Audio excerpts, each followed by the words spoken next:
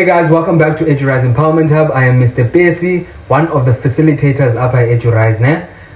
Today I want us to tackle mathematical literacy paper 2.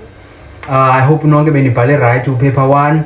I'm hearing things that question 5 was very difficult. As I said in the previous video, but question 5 is very difficult.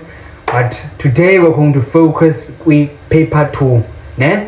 If you're new here, make sure you like, subscribe, and turn on your notification bell so you don't miss any of our powerful exam preparation videos.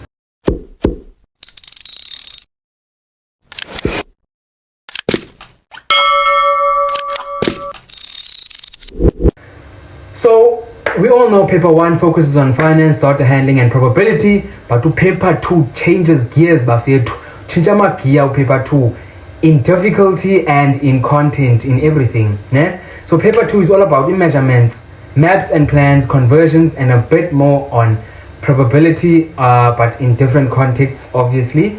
So probability is more paper 2 than in paper 1. So paper 2 tests your ability to use maths in real, physical, and spatial problems. So in other words, izinto as involver is space, distance, size, and shape. So the main topics we'll be focusing on are measurements, maps and plans, and other representations. Maps and plans and other representations, as well as a probability in practical contexts. So yeah, it's basically izinto ezinjalo man guys. It's strong packaging packaging. So let's start with measurements. So measurements is the biggest part of paper 2. It is very big. Paper 2, just like finance. Paper 1, measurements is also the biggest part in paper 2. So this topic deals with all things that can be measured, compared, and calculated. So the subtopics are units and conversions, converting between millimeters, centimeters, meters, and kilometers, as well as milliliters, liters, grams, and kilograms, etc. Then we have perimeter, area, volume, calculating the space around or inside 2D and 3D shapes, surface area, especially for boxes, cylinders, and containers, time, interpreting schedules, working with 24-hour time and calculating durations, temperature in scales, reading thermometers and temperature charts, rate, ratio, proportion, for example, liters per kilometers, cost per square meter, as well as speed, distance, or time, calculating speed, distance, or time. I will put the conversion triangle, the speed, distance, time triangle right here. You can take a screenshot and analyze it, understand it, guys. It's very important for the speed, distance, time triangle nias. So paper 2 loves to give you real world scenarios like building plans, packaging, travel distance or volume and capacity. So one question, always pause yourself and ask. Don't rush your questions. Pause and ask yourself, what's really being measured up, and do I need to work with the same units? So units ziyakwazi ba unikwe centimeters meters. So ufuna ukuzazi ke ngokuba uzosebenza nge-meters kwaye uzosebenza nge-centimeters. Uzosebenza nge-meters, you have to convert the centimeters to meters. Uzosebenza nge-centimeters, convert the meters to centimeters. And remember, always write down your conversions and reasonings clearly. In mathematical literacy, your steps matter just as much as your final answer, as I said in the previous video. So yeah guys, take note of izinto ezinjalo. So the next topic is maps, plans, and other representations. So next up is maps and plans. So the key subtopics include scale, which is understanding and using scale ratios. For example, 1:100 means 1 centimeters on the map represents 100 centimeters in real life. That's 1:100. Also distance, measuring or calculating distance on a map using a given scale. Directions, interpreting compass directions and bearings. North, east, south, and west. Never eat sour worms. Then plans and layouts, reading house plans, seating arrangements or floor layouts to interpret positions and measurements. Ne? So in these questions, accuracy and attention to detail are key. A small mistake in reading the scale can completely change your answer. So sure during your workings, you make sure everything is correct, is structured correctly, your units are also correct. Make sure. Ne? So we advise you when you get a question involving a scale or distance, always write out what 1 unit represents before calculating. So always know what 1 unit represents before calculating. Ne? That one step can save you a lot of marks, guys. Ne? Very, very important. The third topic, improbability. It's extended in this paper. It's not as little as it was in paper 1. There is a lot more in paper 2 than in paper 1. So you will get a few probability questions, but this time they often connect to physical or measured contexts. For example, the chances of rolling 6 on a dice, or the probability of picking a certain color sock from a basket between different colored socks, stuff like that. You guys, pretty sure you guys know as Ondo, you should have been doing those things in class. So these questions test your ability to think logically about outcomes. So not just calculating izinto. This is not necessarily about calculating izinto probability. So you might also need to represent these things using fractions, percentages, and decimals. And always relate your answer to what's realistic in the given situation. So I do a real life, you don't know when's a real life. So uzame now about okay, does this actually make sense? Yonke londo leyo, ne? So since kabile topics, I want us to look at how you will answer your questions, ne? How you will critically think and how you will approach your questions zakho. So just like paper 1, mathematical literacy paper 2, it's not just about doing calculations. Ne? It's about understanding. You have to understand what are they asking of you, what are they requiring of you to do. Ne? These questions will be worded in ways that test your ability to interpret, visualize, and make decisions based on what you see. Ne? So before rushing into calculations, always read the scenarios carefully. Understand ne? Highlight what the question is really asking for. Ne? Check your units and conversions. Units make sure units ziyafana xa usenza calculations. Ne? And also think about whether your answer makes real world sense. Mathematical literacy does work with in real life.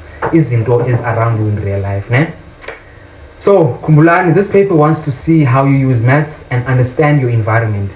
Not just how fast you can calculate izinto. Not just how fast you can use a calculator yakho. Uyazi wonke umuntu yakwazi calculator yakhe. But funeka wonke umuntu akwazi understand bakwenzeka ntoni kwi-environment yakho ento uzijongileyo. Kutheni izinje, zintoni length, width and breadth. Ungangena into ezingakanani kwi-box ethile. Yonke loo nto leyo niyazazi zonto guys, ne? Yeah, niyazazi zonto guys. So now that nizazi izinto ezikupaper 2, ne? Measurements, maps and plans, and a bit of probability, it's time to put this into action.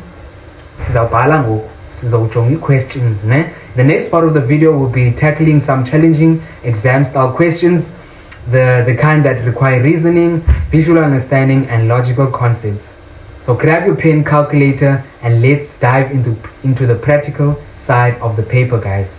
Okay guys, we're jumping straight to question 3 because a lot of the things in question 1 and question 2 I mentioned at the beginning of the video, so we're just going to jump straight to question 3.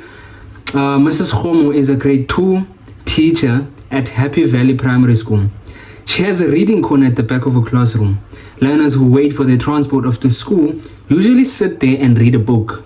Mrs. Khomo stores pillows in bags. See pictures below. Learners sit on these pillows after school. So on the left hand side we have the pillows in the bag, and on the right hand side we have the dimensions of the bag, the height 48 centimeters, the length 46 centimeters, and the width 30 centimeters. So note piping thin cord covered in fabric used to decorate the bag and reinforce the seams.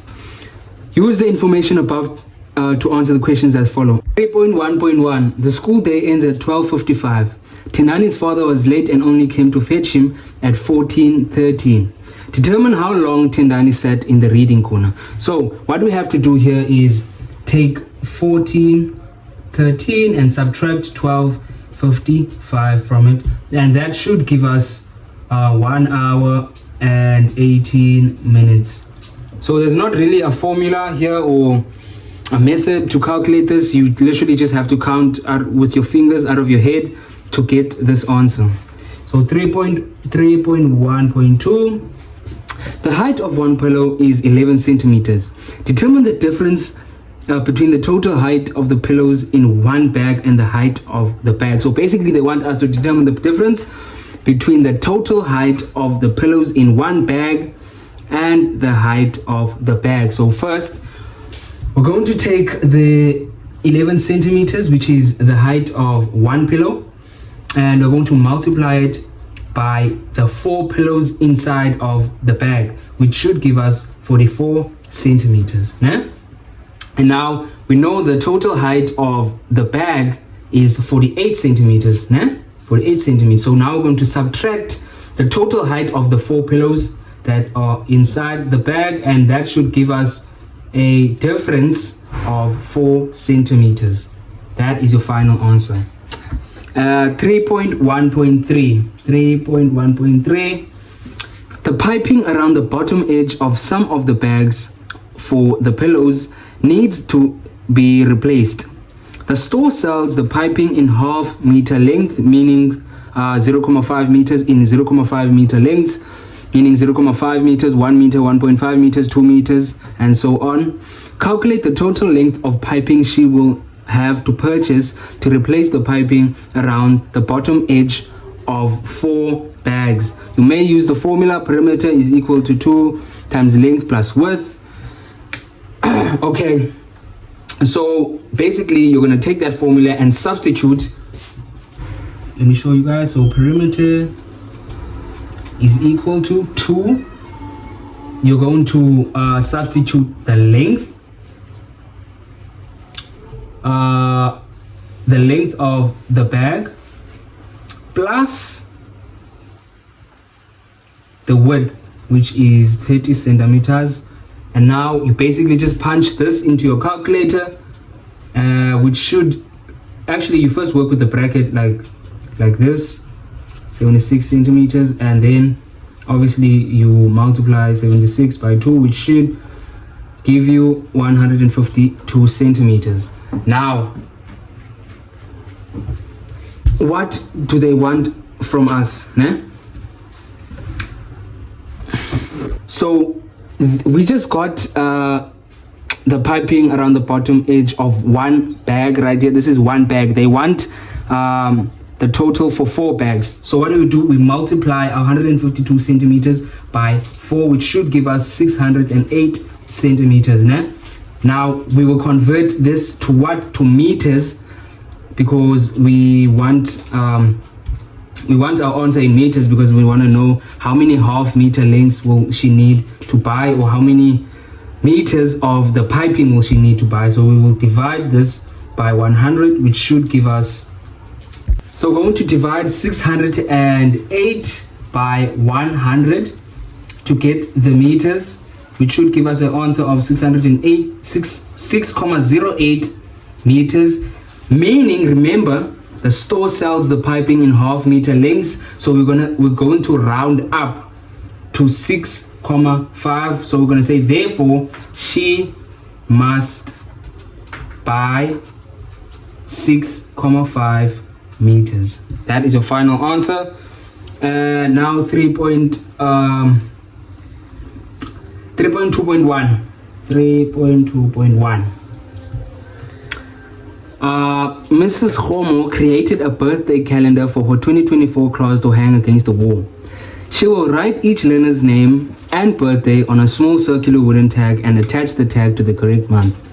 The circular wooden tag is a circular hole to attach a ring that is used to hang the tag the area of the circular hole is 0.3142 centimeters square. Every year she paints the front surface area of the circular wooden tags. The spread rate of the paint is 6 meters squared per liter. A picture and diagram of a circular wooden tag. As you can see, the circular hole, and on the right hand side we have the dimensions of the circular wooden tag. Use the information above to answer the questions as follow. 3.2.1 Determine in centimeters the circumference of the circular wooden tag. You may use the formula circumference of a circle is equal to 3,142 times the diameter. So again, they gave you the formula. Now you must what? Substitute into the formula. Ne? So the circumference of a circle is equal to 3,142 times the diameter. As you can see on the picture, on the right hand side there, the distance from the left side of the circle to the right hand side of the circle is 8 centimeters. So that is the diameter, which is 8 centimeters. You punch that into your calculator, it should give you 25,136 centimeter. Yeah? That is the final answer. 3.2.2 Determine in centimeter the radius of one circular wooden tag. Yeah? So to calculate the radius, obviously the radius is half of the diameter, so we're going to divide the 8 centimeter divided by 2, which should give us 4 centimeter, and that is the radius of one circular wooden tag. And now we're going to serious questions, guys. Serious questions, 9-mark question. This question was, I'd say, probably the most difficult question in the paper. I don't know why they put it in question 3, but yeah. Anyways, 3.2.3, we are going to tackle it now. We're going to find out our final answer now.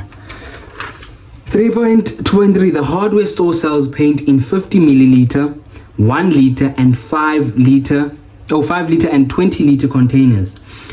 Mrs. Homo claims that 50 milliliters that a 50 milliliter can of paint will be sufficient to paint one side of 36 circular wooden tags. Verify her statements. Show all calculations. Use the formula area of a circle is equal to 3,142 times radius squared. Now,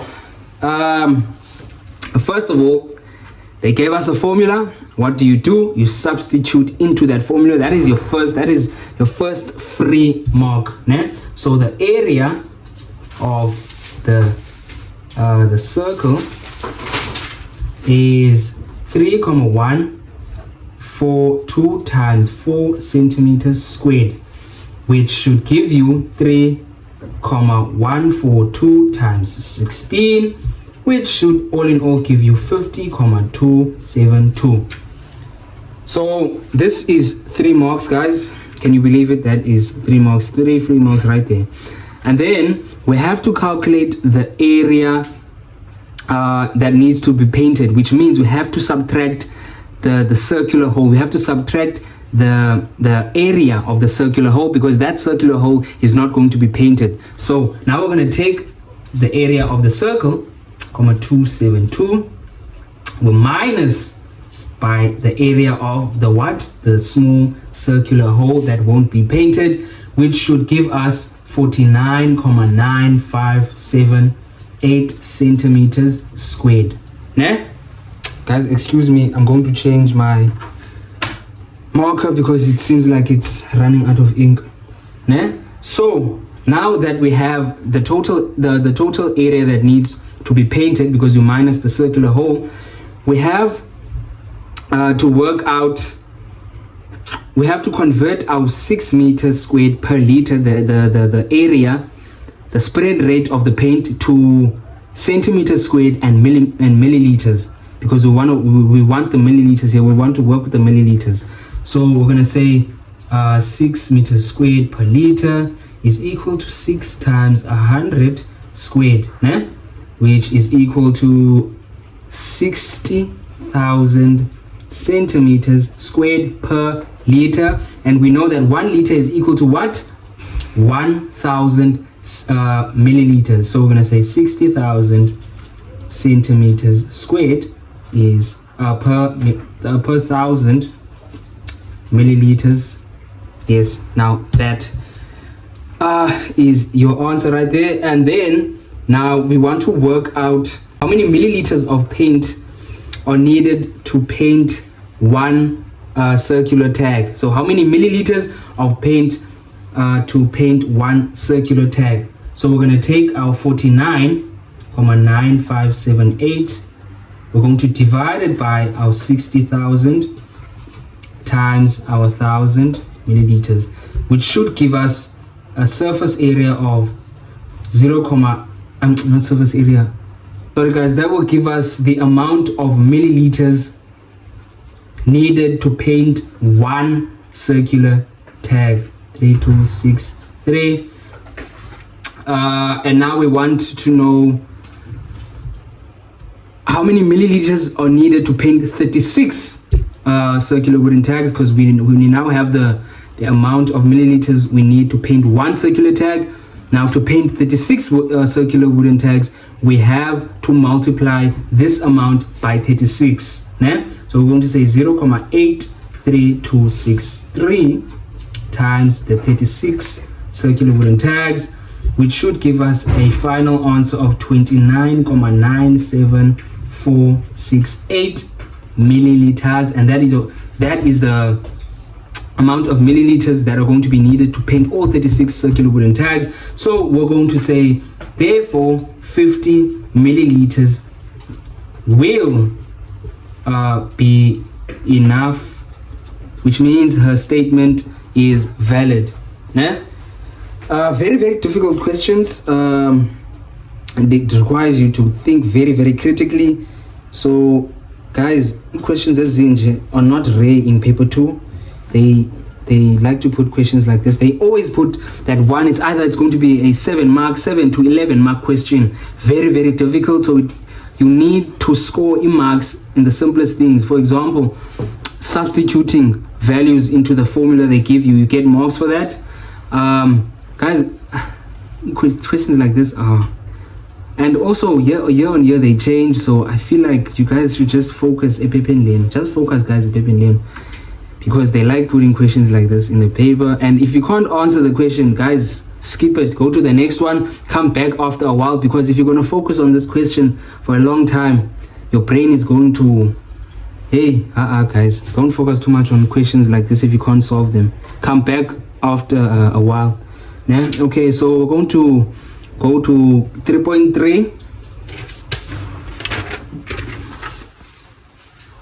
Question 3.3. On each learner's birthday, the learner receives a cubic shaped packet of homemade sweets as shown in the diagram and picture below.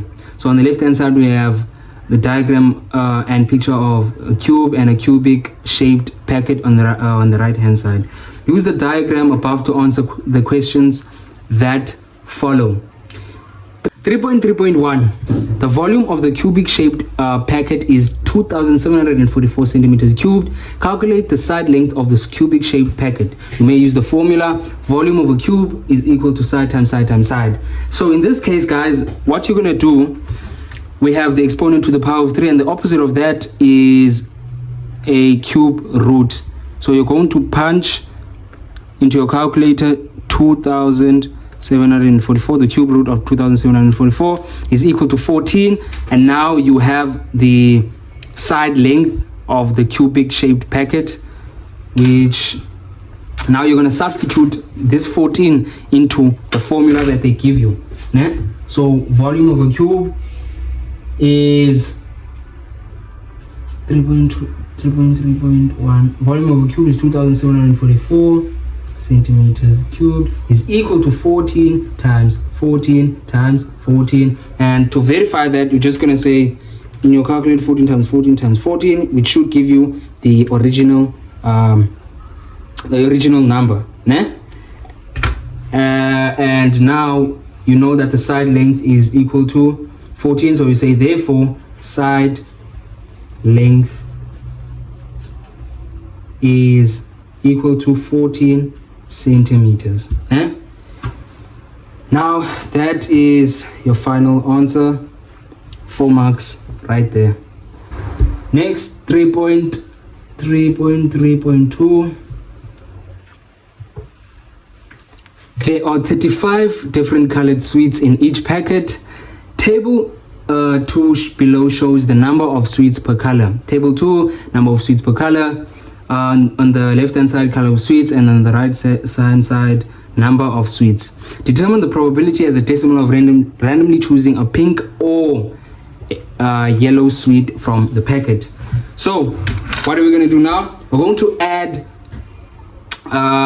the amount for yellow and pink packets. So that is 8 plus 7 should give us 15, and then we're going to write down the total number of sweets there are and divide it by the 15, which is the pink and the yellow sweets, which should give you an answer of 0.428571428. You write down that answer and then you round it off to 0.43. Remember, they want it as a decimal, not a fraction or a percentage, as a decimal.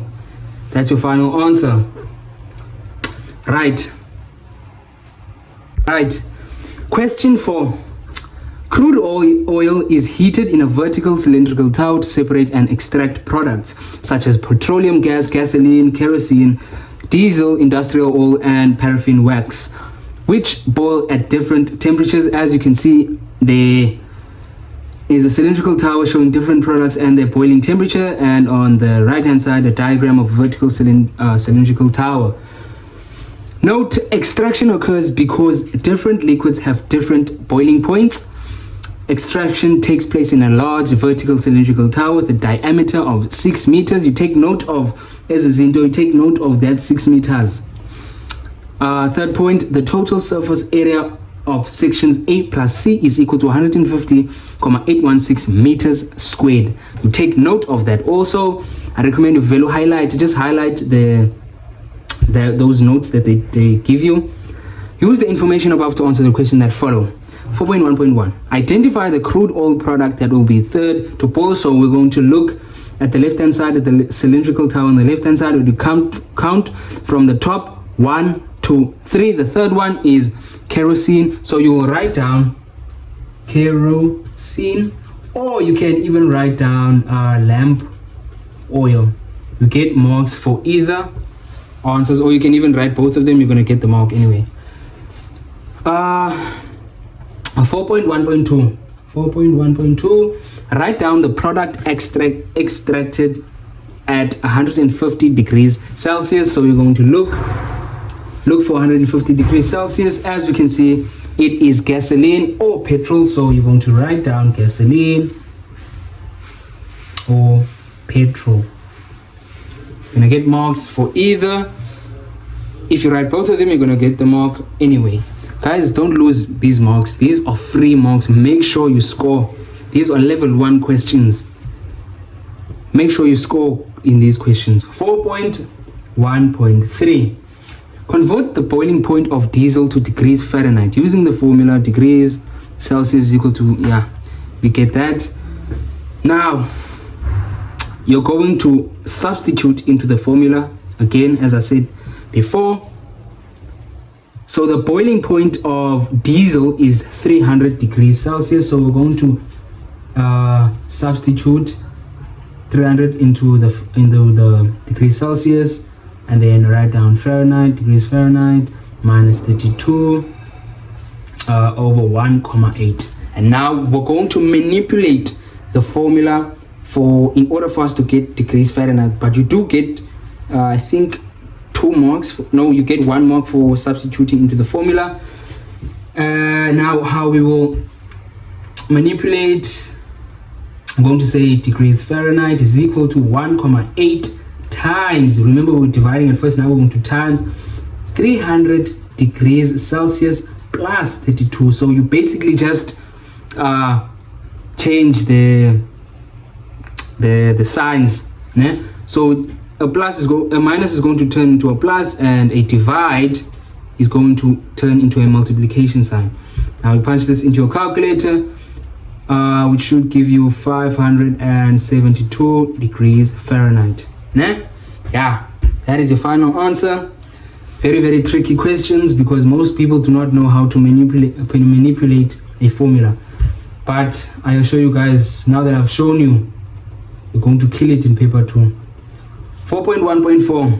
The pipes leading in and out of the vertical cylindrical tower take up 2.5% of the surface area of part B of the cylindrical tower. Calculate the total surface area of the vertical cylindrical tower excluding the area taken up by the pipes. Né? Okay. Use the formula surface area of an open cylinder is equal to 3.142 times diameter times height. Okay, so first of all, we're going to do what we have been doing all throughout this paper. We're going to substitute into the formula. See, free marks is free marks. Just substitute into the formula. Yeah? So you're going to say, what is the formula? 3.142 times diameter times height, yeah? Which is equal to 3.142 times 6 meters times 54 meters. Now you're going to punch this into the calculator. Also, I've changed my cookie again. These cookies are giving me problems, guys. Sorry. Now you're going to punch this into your calculator. 1018,008 meters squared. I'm definitely not going to use this cookie. Guys, I'm changing it again. So it turns out I'm still using that cookie because the other cookies are giving problems also. Okay, so now we're going to calculate the area of the pipes as a percentage. Né? So we're going to use like 2.5%, 5 over 100 times our value that we just got now. Yeah? That should give us 25.4502 meters squared. Né? Now,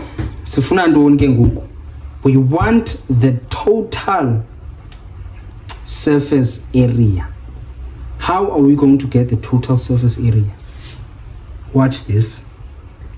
1018,008 meters squared minus 25.4502 meters squared plus the 150.816 meters squared, which should give you a final answer of 1,143.3738. Final answer, your full 7 marks right there. So to summarize what we've just done, not necessarily summarize, but okay, yeah, to summarize what we've just done. So this is the surface area of the open cylinder. Then we subtract the area of the pipes. Remember, they wanted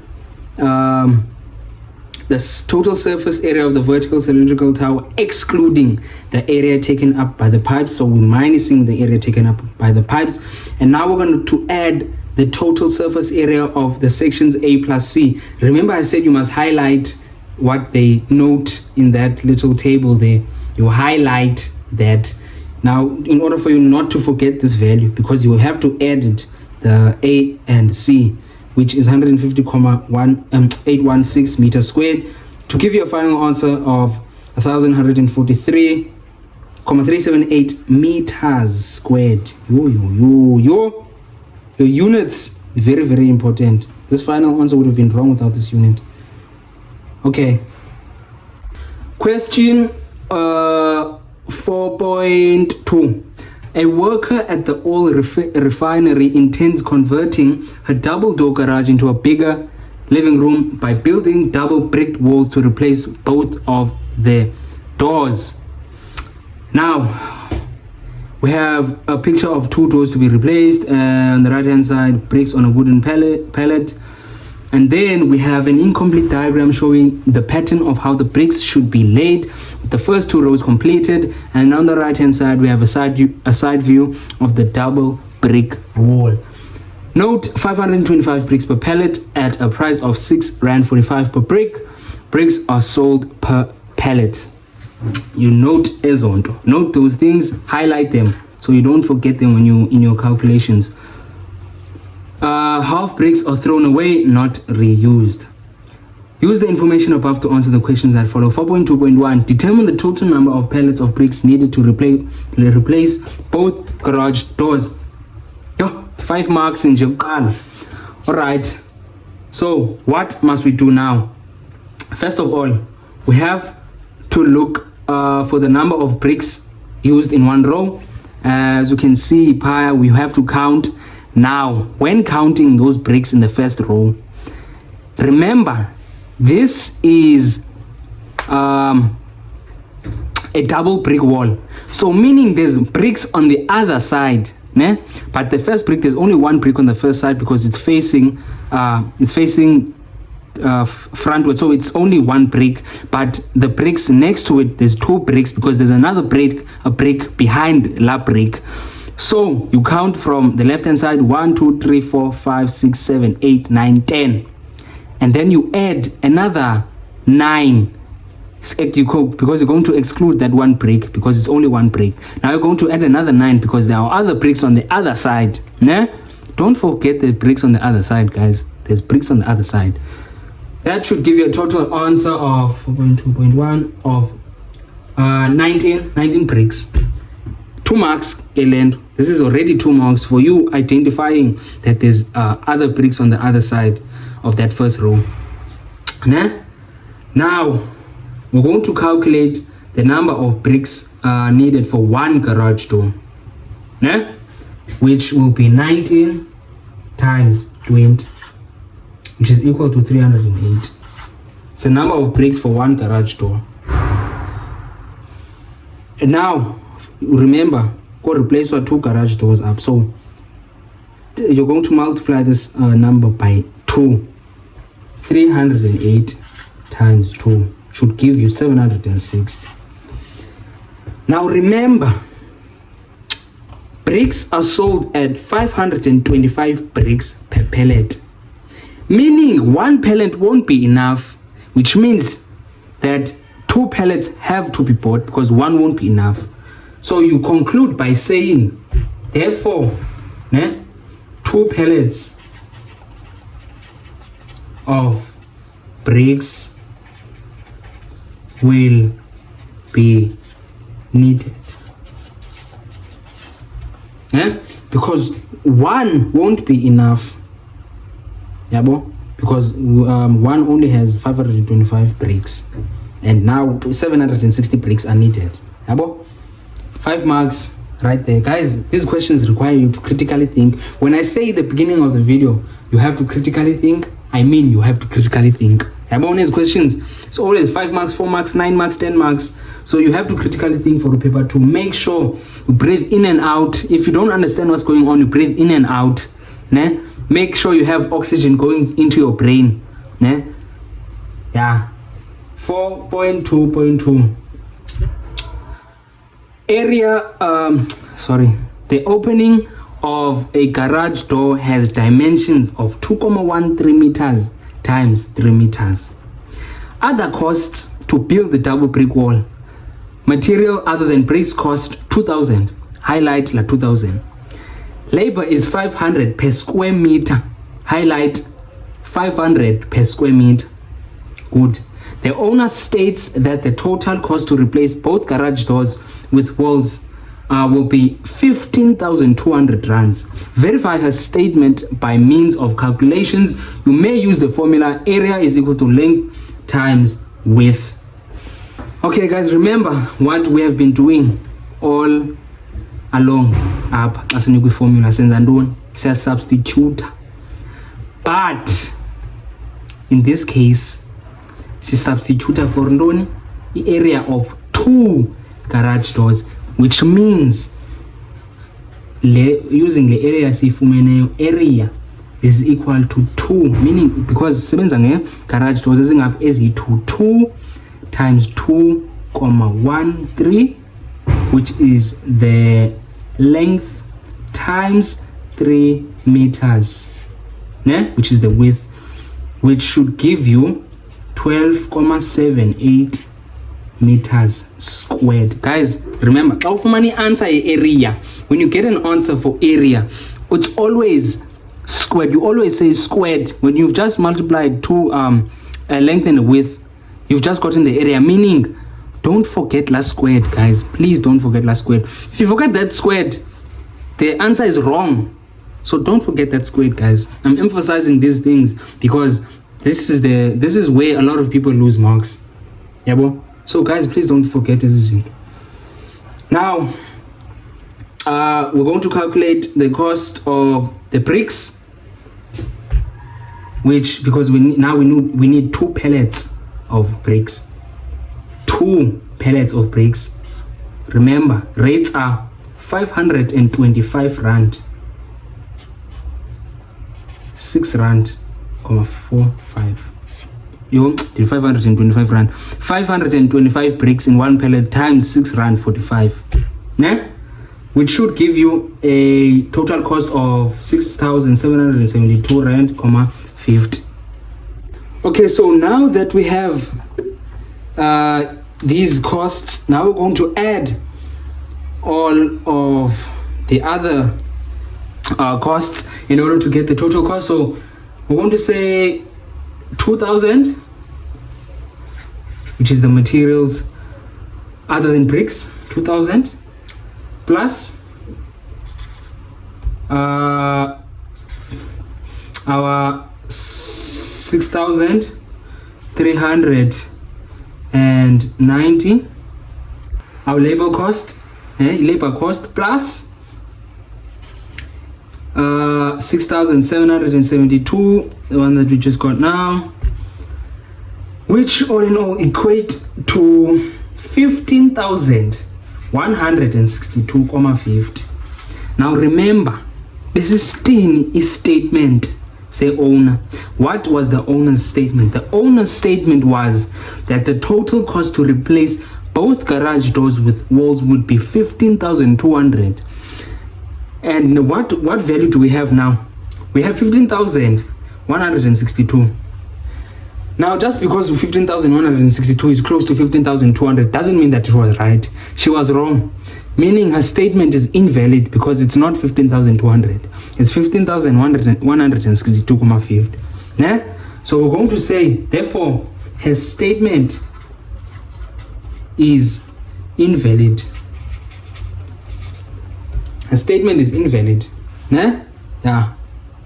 Question 4.2.3. Give one suitable reason why the bricks have to be placed on a wooden pallet. So, you literally just have to think, why would they be placed on a wooden pallet? There are various reasons. In my opinion, there's no wrong answer here, as long as you have a suitable reason. My reason would be so that they don't break. That would be a suitable reason.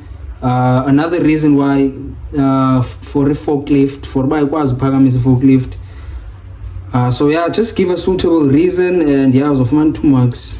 And your reason has to be suitable, guys. Please. Question 5.1. Chris and Buipilo are planning a year-long trip, mostly along the A1 motorway around Australia. It is the world's longest continuous road of 14,655 kilometers that passes through every state and connects 7 of its 8 capitals. Annexure C is a map of Australia and the distances and driving times between the major cities and the states or territories. Next to it is the plan of the trip. Use Annexure C and the information above to answer the questions that follow. Now, write down the names of the cities where the distance between them is 738 kilometers. Pretty simple. You just look at Annexure C and we can see that the 2 names of the cities with the distance between them is 738 is, sorry for my pronunciation, Adelaide, hey guys, Adelaide, and Melbourne, yeah, Melbourne, Melbourne, Adelaide, and Melbourne. Yeah, 2 marks. 5.1.2. These are level 1 questions. You must score marks here. Don't lose marks up. Very straightforward questions. Name the 4 months when Christ and Wipuli will be in Western Australia. So Western Australia, Willipikana, it's on the left hand side, and if you look at the planning of the trip on the right hand side, we can see the times they will be on the left hand side in Western Australia are August, September, and November. You can see December is in South Australia, and July is in the Northern Territory. So they'll be in Western Australia in August, September, October, and November. So you just write down August, write it out in 4: August, September, October, and November. You're gonna write it out in full. I'm just writing it out like this, but you can also actually write it like this because it is provided like this in Annexure C. Okay, so 5.1.3.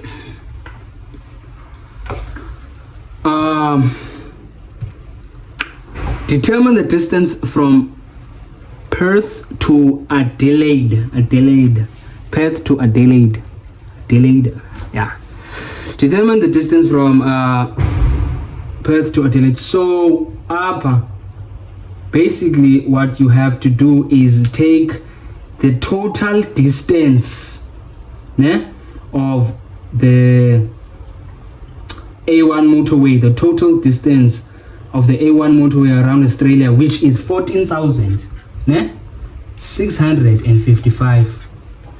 You're going to minus it by the values that are given. So you're going to add zonke values ozinikiwe, zonke kilometers ozinikiwe, which they should equate to 11,959. You guys understand where I took that 11,959? You're going to add all the kilometers that they already gave you, which is 738, 1,062, 922, 1,705, 2,850, 1,871, 2,811, and you're going to add them together. And now you're going to subtract them from the 14,655 to get the distance from Perth to Adelaide, which should give you 2,696 kilometers. Unit, don't forget the unit. That's where paper 2 catches out a lot of people. They forget the unit. Don't forget the unit, please, guys. 5.1.4. Name the state where they plan to be during February. So again, go to Annexure C. Look at February. Where is February? February is in Tasmania. February Tasmania. So you just write down Tasmania. Yeah. Write down Tasmania, 2 marks. The 3 marks is, guys, 3 marks. 5.1.5. Calculate the average speed in kilometers per hour from Brisbane to Cairns. You may use the formula distance is equals speed times time. Remember the speed, distance, and time triangle that I showed you in the beginning of the video. Upper they gave you the formula, but you need to manipulate it.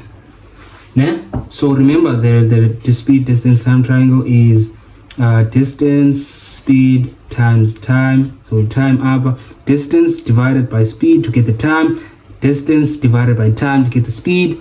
To get the distance, speed times time. Tina sifuna ndoni is speed. So what are we going to do?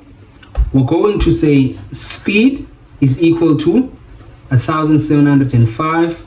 Actually, no, first before you actually do this, before we do that, we have to convert minutes, the minutes in the 20 hours and 40 minutes. So you have to convert the 40 minutes into a decimal.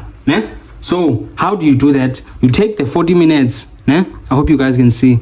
Take the 40 minutes divided by 60 is equal to 0.6667, and you will round it off to 0.67.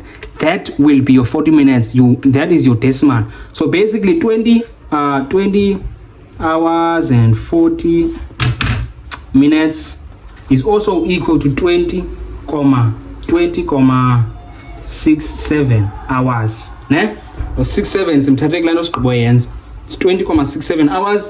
Now you can use your formula. Speed is equal to distance over time, 67. Punch that into your calculator. It should give you 82.5 kilometers per hour. Yeah? Yes, that's how you do it. Next question, 5.2. 5.2. Chris and Bupilo plan to visit Uluru. This oval-shaped big rock rises 1,142 feet above the surrounding desert plain. A picture of Uluru is shown alongside on the right-hand side. The diagram below shows a comparison of height of Uluru and some other tourist attractions around the world. Okay. Use the information above to answer the questions that follow. 5.2.1. Determine, rounded to 3 decimal places, the conversion factor from feet to meters used in this diagram. Now, we can see in the description, they told us Uluru is 1,142 above the surrounding desert plain. And then in the picture, they told us that Uluru is 348 meters. So now, siyazba, to convert this, to get the conversion factor, we say 348 meters divided by 1,142. Yeah? That will equal to 0.304728. Yeah. But you will round it off to 0.305. Yeah? That is your final answer. Right. 5.2.2. Write as a simplified ratio the heights of Uluru, Eiffel Tower, and Big Ben. So 5.2.2. So it write as a simplified ratio the heights of Uluru. So the height of Uluru, we already know it's 348 ratio sine by 3 to 4, which is the Eiffel Tower. 3 to 4 ratio again, 96, which is Big Ben. And if you simplify as a zinto, they should give you 29.27.8. This is the simplified ratio. Yeah, that is your 4 marks right there. All right, 5.3. In addition to the mainland, Australia is surrounded by many thousands of small islands. Boipilo found table 3 indicating the areas for the mainland, islands, and total for each state or territory on a website. Some values have been omitted. Table 3, area sizes of the mainland, islands, and total for each state or territory. Just pause the video and look at the table, analyze it, and understand what is going on in there. Note territory, a big area that compares to a district or a province. Use table 3 and refer to annexure C to answer the questions that follow. 5.3.1. 5.3.1. A meteorite fell somewhere in Australia. Write down the probability that it randomly fell in Queensland. Now, the total is Australia, so we know we're going to be working with the total 7 million, and then we're going to look for Queensland. How much area does it take? It takes up 1.7 million, so we're going to take that 1.7 million to 3030 divided by the total area of Australia wonke 56061, which should give you it's going to give you a decimal, but you're going to convert. You can even use the decimal if you want to, but I'm going to convert that decimal to a percentage. And also this is the rounded answer, so 22.5%. Yeah, that is your final answer. 5.3.2. Show with all calculations why it could be stated that the total area of the islands of Australia is approximately half of the area of the mainland area of Tasmania.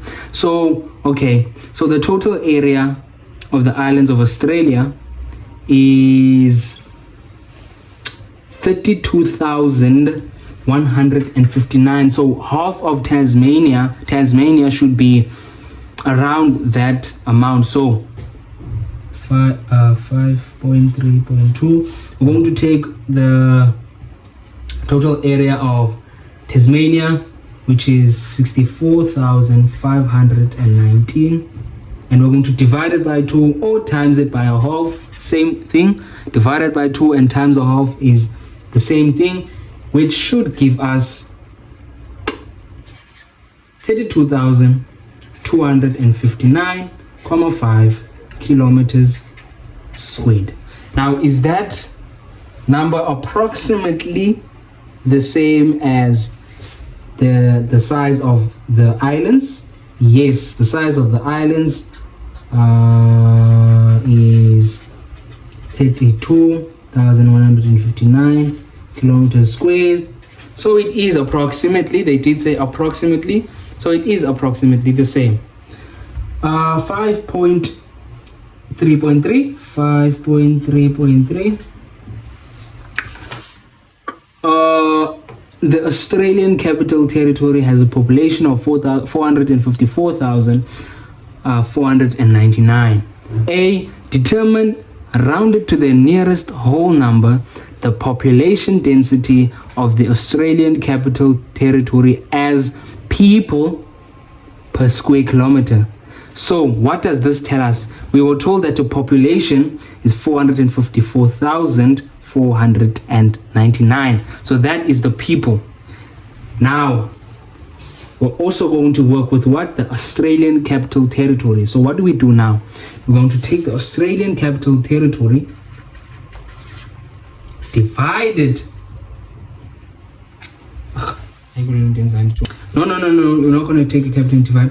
We're going to take the population, which is 454,499, and divide it by the Australian Capital Territory, which should give us an answer of 192.74, and we're going to round that off to 193. That is your final answer. That's A. This is A. B. Give a suitable reason with calculations why this area is omitted from the percentage calculation in the table.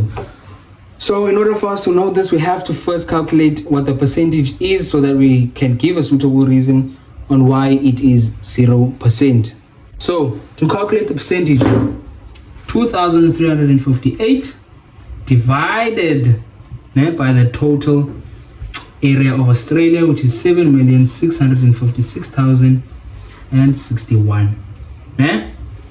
That should give you an answer. Oh, no, multiply it by 100 to get the percentage. Multiply it by 100 to get the percentage. Let's not forget that. Sorry guys, almost forgot. Multiply it by 100 to get the percentage, which is 0.0306 182 and so on. And we're going to round this off, which will give us 0%. So the reason here is because it gives us 0. It's rounded off to 0, which is obviously not true because there are people there, but they are very, very little. So yeah, yes guys, that is everything for today. I hope you guys write well on Monday. Paper 2 is a bit more difficult than paper 1, but guys, just breathe in and out. You're going to kill that paper. don't be afraid. Take out all your nerves. Don't be afraid, guys. Yo, please, man. The main thing that makes people make silly mistakes in papers is the nerves. They're nervous, they're afraid, they're scared. But guys, just stay calm, and I'm pretty sure everyone studied, so you have nothing to worry about. And also, if you watch these videos, they will also assist you and give you confidence to write that paper. But guys, that is the end of the video. I wish you guys the best of luck for Monday. I'll see you guys next time.